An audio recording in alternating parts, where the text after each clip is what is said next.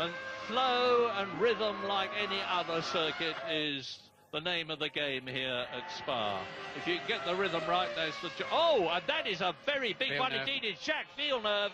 Jacques Villeneuve, who had his suspension collapse yesterday. Well, this has to be the unluckiest man in Formula One this year. And amazingly, look at that car. And Jacques Villeneuve gets out of it, and he appears to be perfectly all right. Well, that's Eau Rouge where he went off last year. And we were saying earlier on, weren't we? And the red flag is out, as you've seen. But we were saying earlier on, and he had the massive speed over the top there on his earlier run. He's very, very brave through there. And for the second consecutive year, Jacques Villeneuve has been too ambitious in Eau Rouge. Identical circumstances. If you could overlay Jacques Villeneuve in the Williams last year and Jacques Villeneuve in the BAR this year, I think it would be inch for inch the same accident. And thank heavens the result is the same. A perfectly all right driver, albeit a very injured motor car. And of course, without a doubt, yes, the session has been stopped because they've got to get that broken machinery off the track. And look at the energy that's absorbed there. And look at isn't this incredible?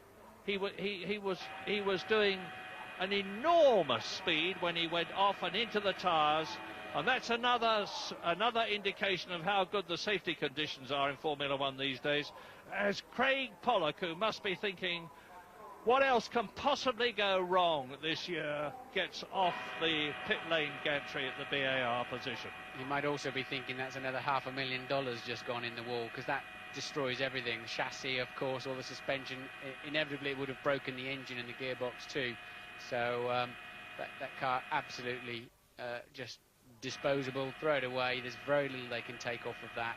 And even they throw the seat belts away. Once a driver's had a big impact like that, the seat belts get thrown away too. But other people lose out, of course, at this moment, because, for example, Frentzen was on a very good lap, and that lap gets red flagged off.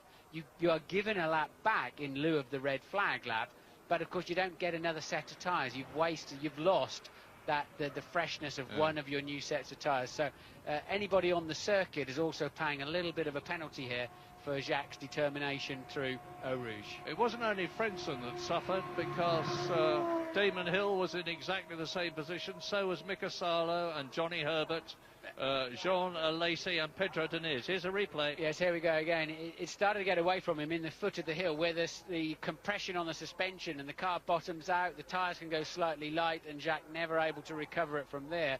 Does it actually roll over? I was trying to catch it earlier on. Yes, it does. Look, it actually does a roll and ends up right way round again. That is an enormous with Jacques accident. in it, of course. Yeah. I mean, you're tightly belted. You can't move a muscle. Your head can move from side to side.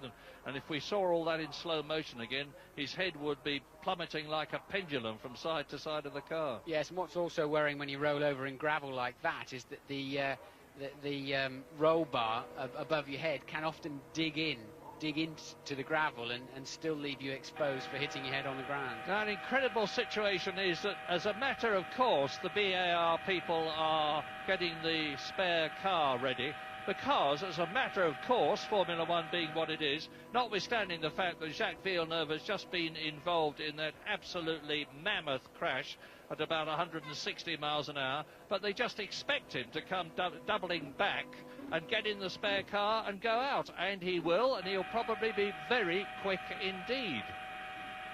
But so, whilst that debris is being cleared up, and you have a look at the runoff area for the corner, with 28 minutes and 51 seconds still to be run when the session is restarted, let's absorb what the situation is. Well, no, let's have a look at Jacques Villeneuve going off.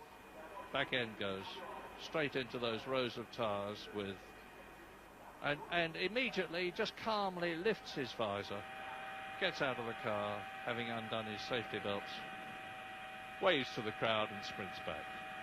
Yes, Mika Häkkinen fastest, David Coulthard second fastest. So it's looking, as Mika Häkkinen there talks to Adrian Newey, the technical head of McLaren in the garage, like another McLaren front row. And Louise has got Craig Pollock with her. Yes, I have. Craig, that was one hell of a shunt your driver just had. Well, he had the same shunt last year, and he thought it was the biggest one he'd had. But I think having a look at this is the biggest. The most important thing is Jacques looks as if he's okay, and he's ready to get into the backup car. Any idea what speeds he was doing? It's not a question of the speed, I don't know, but I know that he was flat out. Thanks. We're glad he's okay. Well, we've just seen Jacques walking into the garage with Erwin Gollner, who is the physio at the BAR team and would have been the first chap to look at him. Yes, I remember having dinner with Jacques in Tokyo last year prior to going down to Suzuka, and he said, oh, let's talk, what's your best ever accident, you know? And he gets so excited talking about his big crashes he had over in IndyCar racing and Eau Rouge here, and Jacques gets quite a buzz out of that sort of thing. While they're clearing up the mess, we're going to take a quick break.